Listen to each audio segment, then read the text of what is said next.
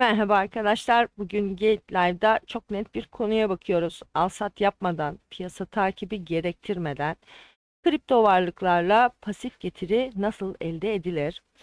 Gate'in Simple Earn All yapısı sade, net bir şekilde anlatmaya çalışacağım.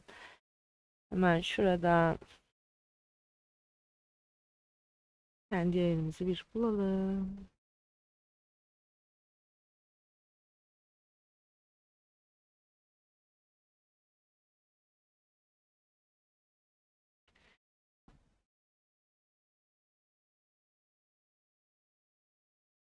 Olmadı.